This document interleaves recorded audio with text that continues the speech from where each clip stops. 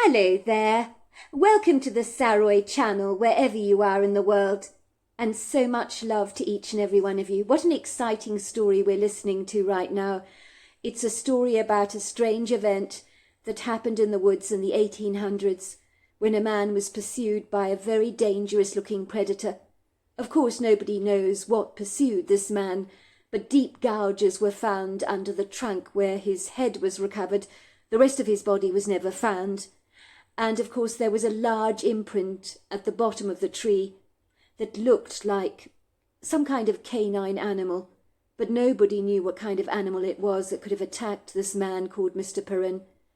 And this story was told to two young children living in Appalachia who realized that some extraordinary things had happened in their woodgrove.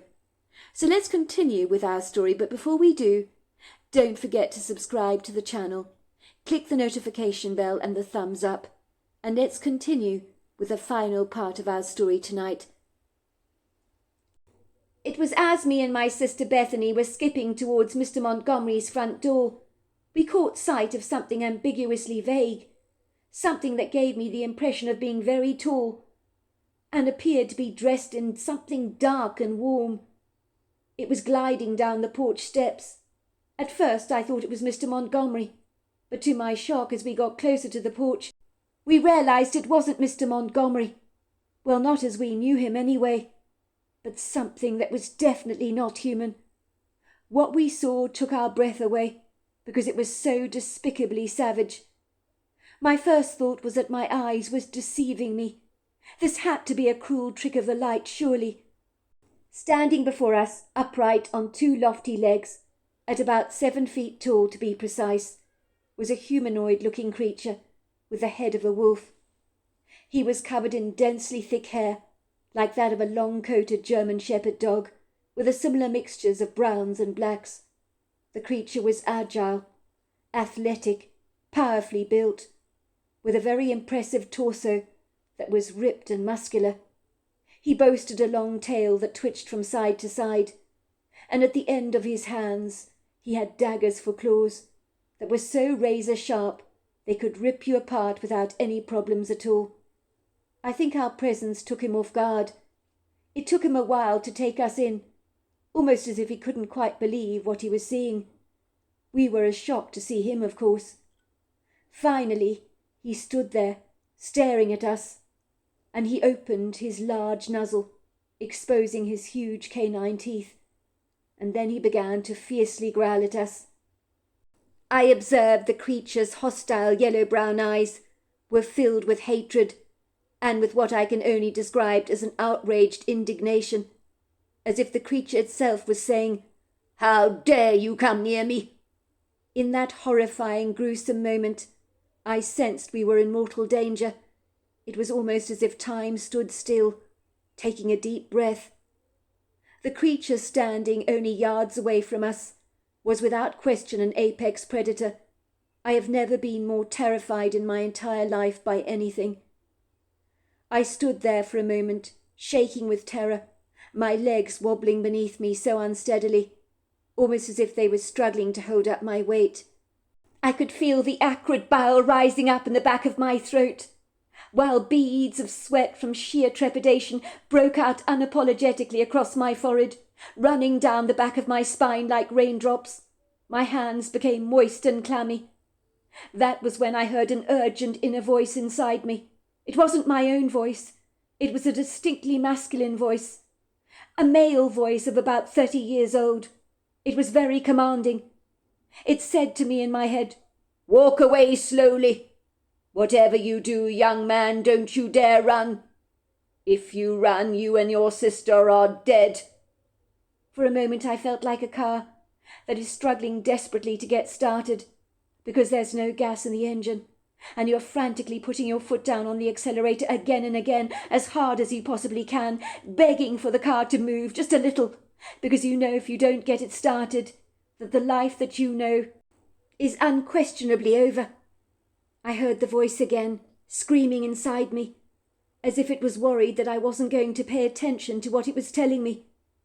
"I told you, walk away slowly. Don't you dare run. If you run, you are dead. Don't run." Suddenly it was in those vital seconds that a life-giving adrenal response was triggered within me that enabled me to snap out of my stunned stupor and focus on getting the hell away from this thing. Let me tell you, it was hard to listen to the voice, hard not to run as fast as I possibly could. But instead I obeyed the voice. I walked away. Because the voice spoke again. "If you run, young man, you are dead. You have got to listen to me. I know what I'm talking about. You must listen to me." I pushed my sister forward, clasping her hand in mine, and we walked away from this creature slowly. I said to my sister, "Don't run.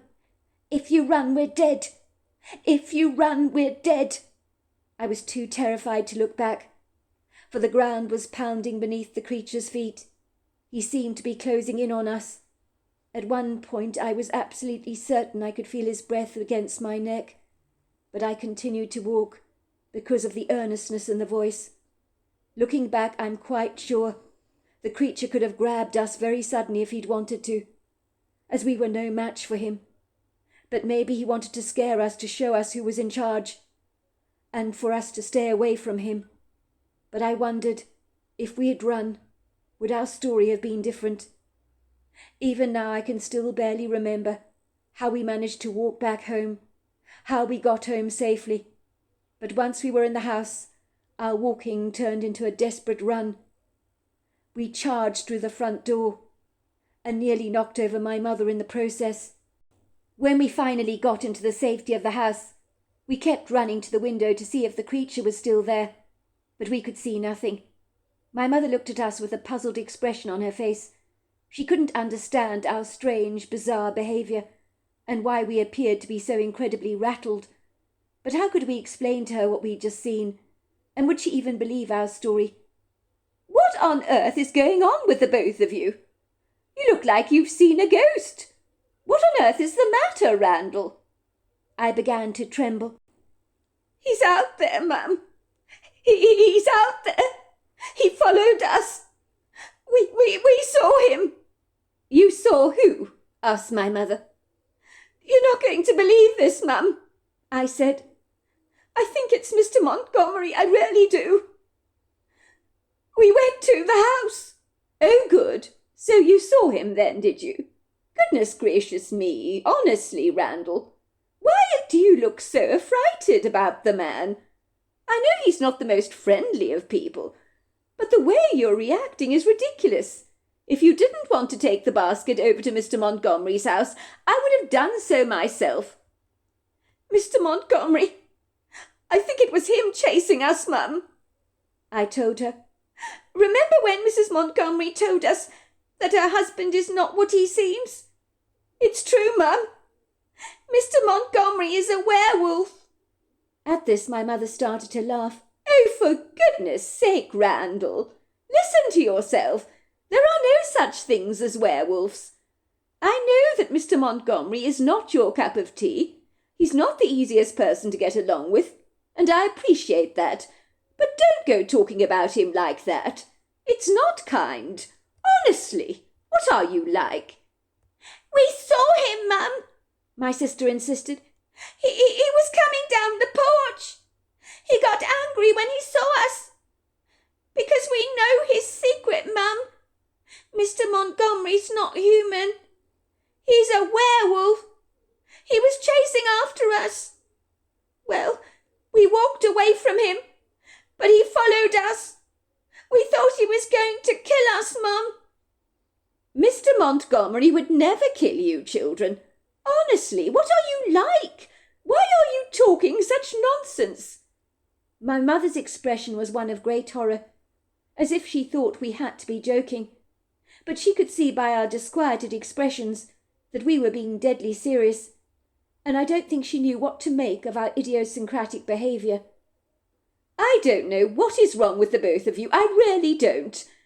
I've always encouraged you to have fertile imaginations, but this is going a stretch too far, Randall, even for you. Mr. Montgomery may be many things, Randall, but he is not a werewolf, do you understand?" Mum, you've got to listen to me, I cried out indignantly. You have to believe us. I know it sounds crazy, but I promise you it's true. Remember Mrs. Montgomery told us that her husband is not what he seems? Don't you see what she was really telling us, Mum? She was telling us he's a werewolf. That's why he couldn't go to Boston to see his children, because he changes into a wolf at times, and when he does, he becomes dangerous. We were frightened, Mum. We thought he was going to kill us. He was growling at us, and he was very scary. He had sharp canine teeth. We had to walk away from him, because the voice told us not to run. The voice told us we had to walk, otherwise he'd kill us. But he did go after us. He walked behind us. I could feel his breath on my neck. Mum, he's so scary. My mother rolled her eyes in exasperation, like a defeated, ever-wary parent does when they despair of their children's irrational behaviour. She certainly thought that me and my sister Bethany had lost leave of our senses and failed to have any sympathy for us. She could see we were in a decided state, but she thought our wild imaginations had led us astray, and she just refused to take our claims seriously. "This is not remotely funny," she told me, in a firm, no-nonsense tone of voice. "If Nina could hear you talk about her husband in this way, Randall, it would break her heart, it really would. Mr. Montgomery is a very nice man. A bit of a bore, perhaps. Not very chatty or social. But I can assure you, he doesn't change into a werewolf. He is completely human." "Ma'am, we saw him coming down the step of the patio. He had the body of a human being, but it was covered in hair. He had the face of a wolf. I've heard of people shape-shifting into werewolf before. They say that it happens. I think Mr. Montgomery is a werewolf in human disguise, Mum," my sister insisted. "I'm not going to stand here listening to all this nonsense that you kids are spilling out. Honestly, I'm ashamed of the both of you, I really am." "But, Mum, we did see a werewolf coming down the steps of Mr. Montgomery's porch.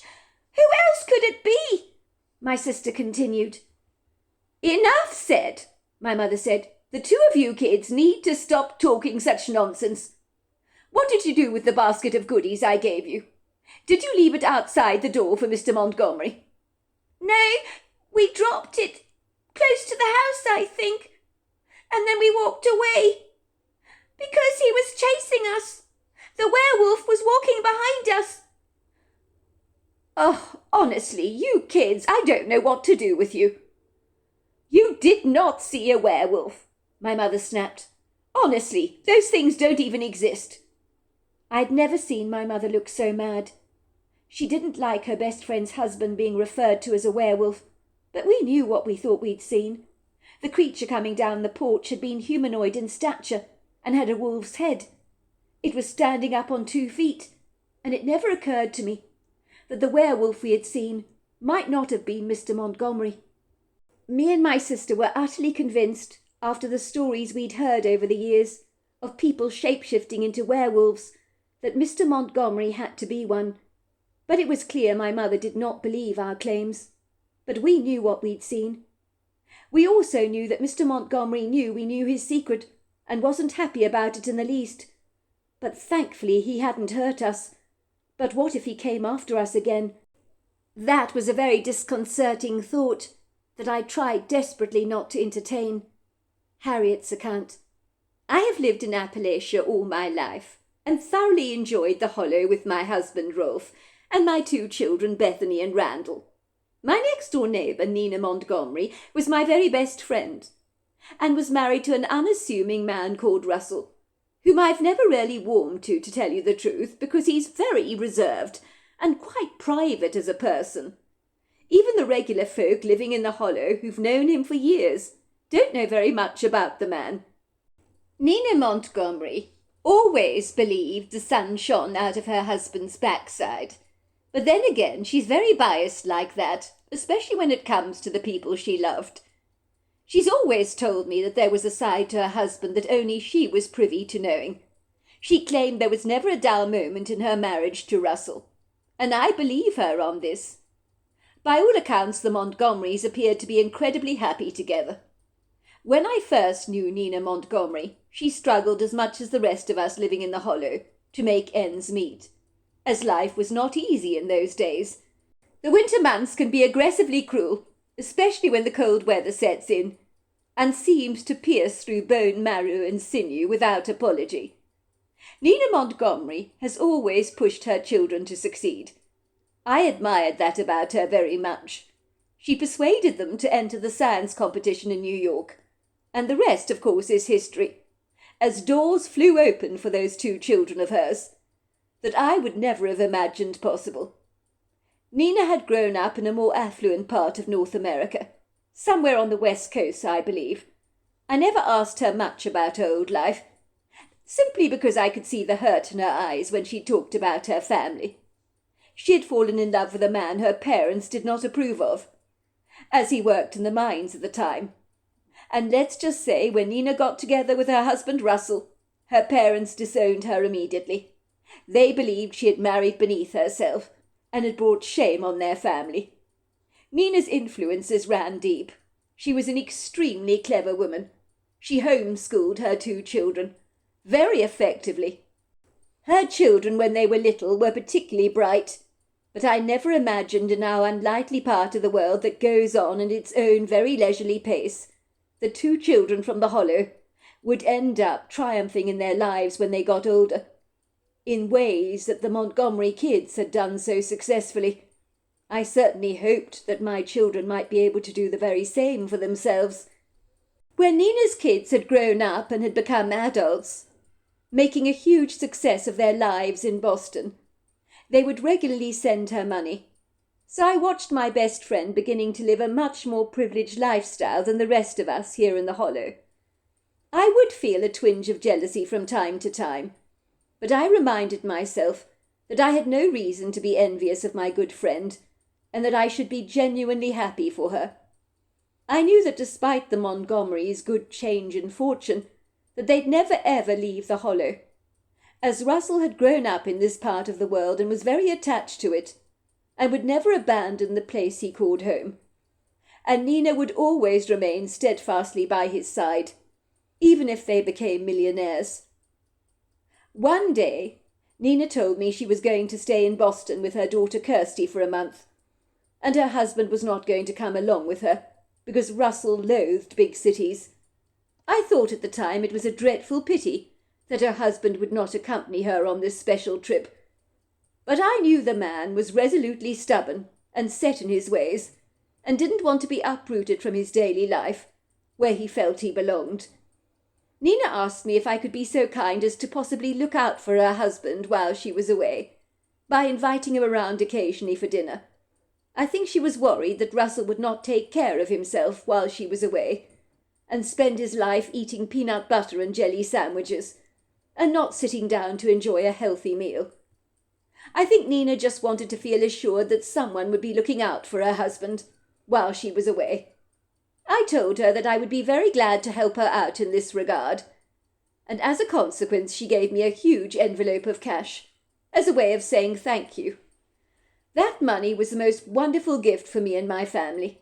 I was able to buy some much-needed clothes for all of us, and treat everyone to ice cream and the occasional meal at the diner.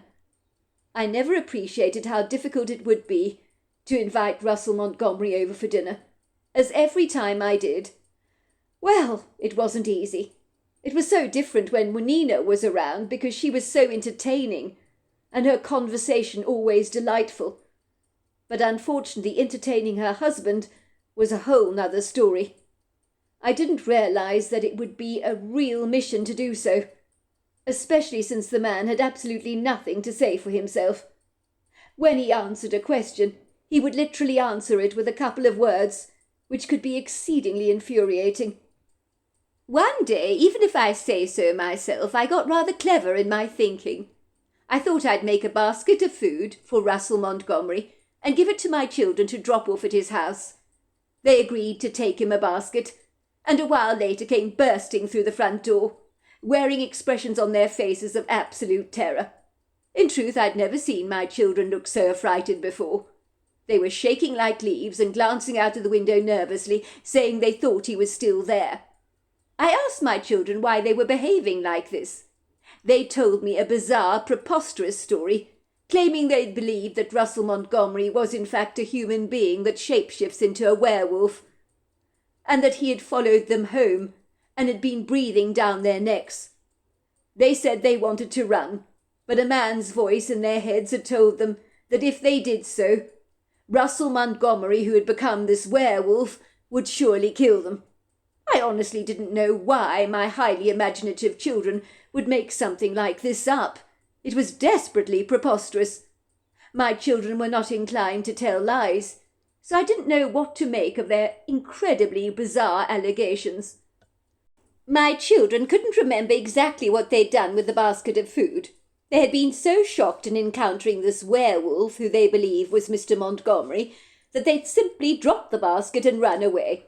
I decided I'd go to the Russell residence to recover the basket, so that I could leave it safely at his front door so that he could find it when he returned from work. My children were grievously upset when I told them I was going to Mr. Montgomery's house to find the basket and to place it outside the front doorstep. They kept telling me there was a werewolf out there, and I told them they were being completely nonsensical and utterly ridiculous. I informed them that they should play with the puzzle and eat some of my homemade cinnamon buns. My children were so disquieted they appeared to have no interest in eating the cinnamon buns, and seemed desperately afraid of my leaving the house. "He's out there, Mum!" Randall cried out to me. Tears spilled down his cheeks. "He'll attack you, Mum! He's dangerous!" "I'm sure I'm going to be fine, Randall. Don't worry about me." Every time I ventured into the wood grove, as I did on this occasion, I was always on the lookout for the memorial stone of Mr. Perrin. It sounds rather strange, but after hearing about his tragic story through my friend Nina Montgomery, I'd felt a connection to this man, a man I'd never known, who had lived and died in the 1800s. Nina and her husband had both seen his ghost wandering through the woods, and through them I'd learnt about his rather tragic demise. It was believed that Mr. Perrin had been savagely mutilated and killed by a strange creature that shouldn't even exist, but what that was no one knew. Nina had told my children many stories, and they always loved listening to her. She had told them about the little people they believed lived in the woods, about strange lights and shadowy beings that people in this part of Appalachia claimed to have seen at some point in time. But me personally, I believe most of these stories passed down through the generations were nothing more than fictitious fairy tales. I persuaded myself that my children had been indulging their imaginations far too much, and now things were getting far too out of hand, because their imaginations were going over and above what was considered normal. I mean, for goodness sake, accusing poor Mr. Montgomery of being a werewolf was ridiculous. I didn't doubt they may have seen something in the woods that scared them off. Maybe that part of their story was credible. Ostensibly, I knew my children were wary of Mr. Montgomery at the best of times, and they'd tried this morning to think of 101 excuses as to why they didn't want to drop off the basket of food to him. "I don't like Mr. Montgomery," Randall had said to me. I could understand my son's reasoning, as Mr. Montgomery was not exactly the friendliest man. I wondered if my children had made up this bizarre story about Mr. Montgomery being a werewolf so they could avoid delivering the basket to him. Would my kids really pull a stunt like that, I wondered. I thought it was doubtful, but you never know. Let's not kid, my children did indeed have fertile imaginations. They went into the woods all the time looking for any signs of the little people, and would tirelessly complain that they could find no evidence that such beings actually existed.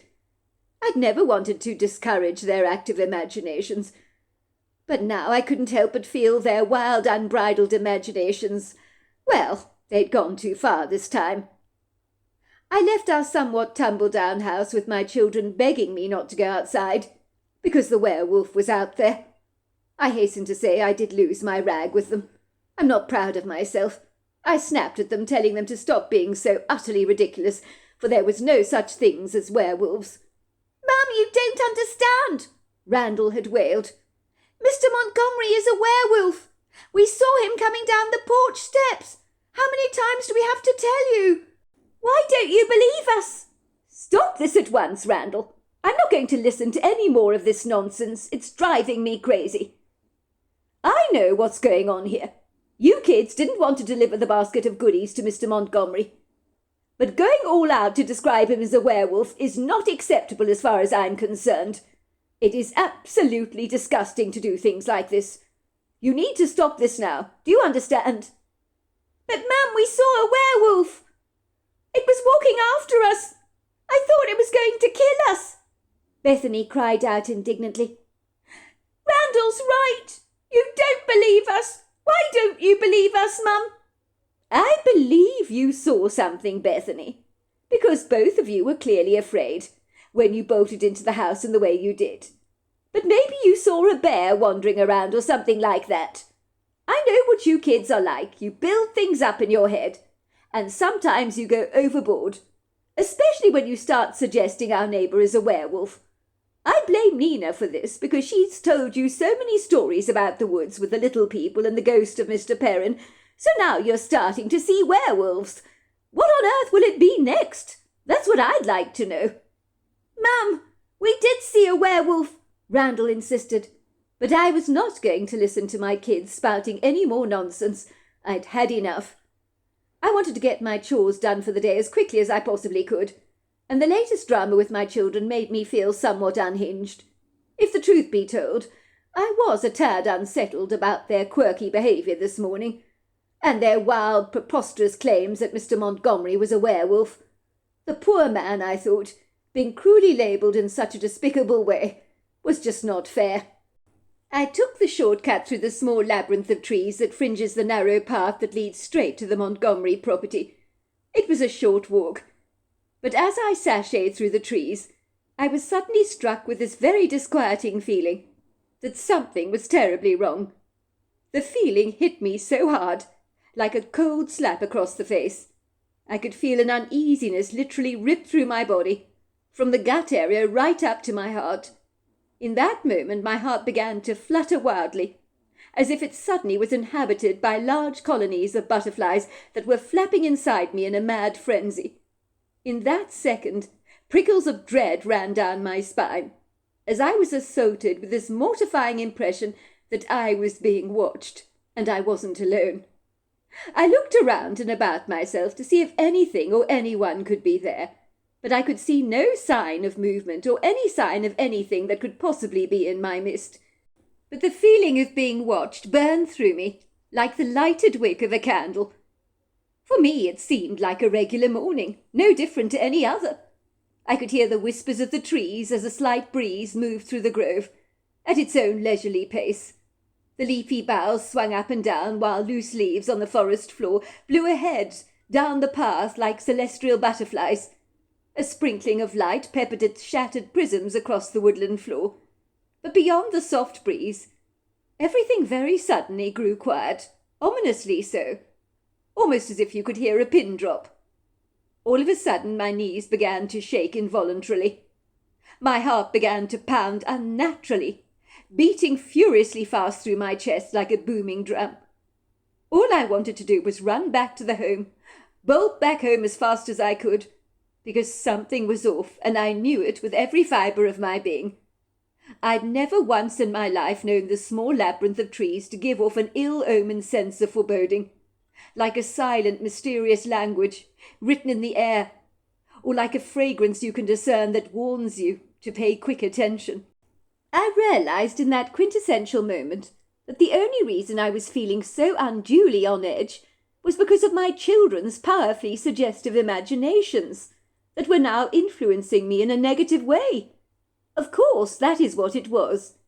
It's like if someone tells you the milk is off and you are sure it is not, but when you taste it yourself you begin to question if maybe you have detected something sour on your tongue after all, as the power of suggestion can be remarkably profound. So I was quite sure that this is what was happening to me. All this talk about werewolves was eating away at my common sense, like a festering, fast-growing malignant cancer. Was it any wonder I was entertaining such idiosyncratic thoughts that had no bearing on reality whatsoever? "Get a grip," I told myself very firmly. "There are no such things as werewolves. The kids didn't see anything when they were in the woods. You'll be at Russell Montgomery's house in any second, so don't you dare lose your nerve. There's nothing out here. It's all in your head." As I was assuring myself of this, I moved hurriedly down the path.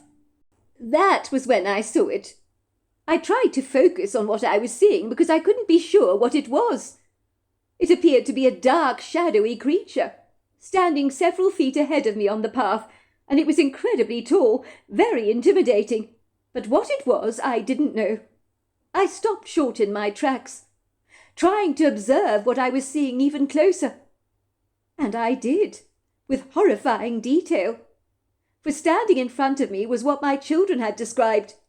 The humanoid creature had the body of a human, the head of a wolf, or a dog if you like, covered in black and brown hair, powerfully built, with a great deal of muscle definition and strength, and the dark yellow eyes were very menacious. The creature was eating the leg of a deer, as if it was a chicken drumstick. Globlets of blood were running down its muzzle. I noticed the grotesque beast seemed to thoroughly enjoy my terror, glaring at me as it did through its dark, hostile eyes. I couldn't believe what I was beholding. I told myself that this could not be real. I rubbed my eyes to convince myself that I was dreaming. But I realized what I was seeing was unequivocally real. And to tell you the truth, it was the most terrifying thing that I've ever seen in my entire life. The strange creature watched me, but continued to eat, unfazed, making a noise as it gobbled up the food. I stood there like a lemon, watching it, paralyzed to the spot, as if I couldn't move, but I desperately wanted to turn around and run as fast as I could. But everything inside of me seemed to just clam up, almost as if I was anchored to the ground like the powerful roots of an American redwood tree. I really wanted to run, I really did, but I just couldn't get away from this creature.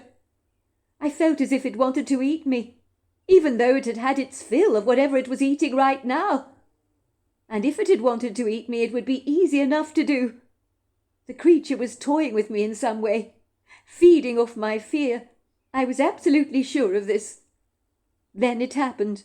A man's voice inside me that was not my own. It was saying, "Walk away. I want you to walk away very slowly. Turn around. Whatever you do, do not run. This creature is not hungry, but if you run, he'll catch you and devour you and kill you. You need to walk slowly and walk away from this creature. If you challenge it to run, then you will die." I instinctively trusted the voice and did exactly what it told me to do. I knew it spoke the truth, and I knew if I'd run, it would have been to my detriment. It was only as my house came into view that I briefly glanced over my shoulders, relieved to see that the wolf-like creature was not there. I breathed a huge sigh of relief, and that was when I observed the ghost of Mr. Perrin, the man with the mangled arm, that Nina had so vividly described to me. He stood there, smiling at me, and I heard the voice in my head I'd heard before. "My mistake was running from a creature like this. That's what I did wrong. You did well walking away from him. You're safe now." And with that the ghostly apparition faded before my eyes and was gone. When I returned home to my children, they could tell by my expression that my walk in the woods had not been uneventful, and that I'd certainly encountered something. "You saw it, didn't you, Mum? You saw it! I told you we weren't lying. Mr. Montgomery is a werewolf," Randall cried out. "Sweetheart," I said, once I'd managed to compose myself, "I did see the creature you described in the woods, but I can assure you it is not Mr. Montgomery. It's something else. I don't know what it is. But no one is to go out there until your father returns home and deals with the threat himself." When my husband returned home that night, I told him about the strange creature we'd encountered. and he struggled to believe our story. But I can't blame him for that. Anyway, he searched the woodgrove and found nothing there. It took me a while to have the courage to go into the woodgrove myself, because after that experience, it never was quite the same again for me. I'm very glad to say that Nina did return home from her trip to Boston, and she was so delighted to be back in the Hollow again, reunited with her beloved husband, for she had missed him dearly. She told me she'd thoroughly enjoyed seeing her children, and the Hollow would always be her home, even if they did become significantly richer. And I hasten to say she did live in the Hollow until her husband passed away, and it was only then that she moved to Boston to be close to her children. My children also went on to achieve great things thanks to Nina Montgomery, as she got actively involved in their education later on in life, so they were also able to acquire scholarships for themselves, so their lives also changed exponentially. And the days of struggling to put food on the table were long since behind us. I'm glad to say I never saw the werewolf again, and neither did my children. But I believe we all misidentified this strange creature, and what we'd really seen was a dogman. I'm in no doubt that the ghost of Mr. Perrin saved our lives when he warned us not to run away from the animal. I am in no doubt that Mr. Perrin had an encounter with Dogman himself. Unfortunately, his encounter did not end well, because he promptly ran away from the creature. So from his grave he warned us not to do the same. And as a result, I am in no doubt he saved our lives. I am to understand that there are cases all over North America of people that have been saved by ghosts, and I guess that me and my children are 3 of those very fortunate people. So there you are. That's my story. Wow, what an incredible story. Until next time, goodbye and good night.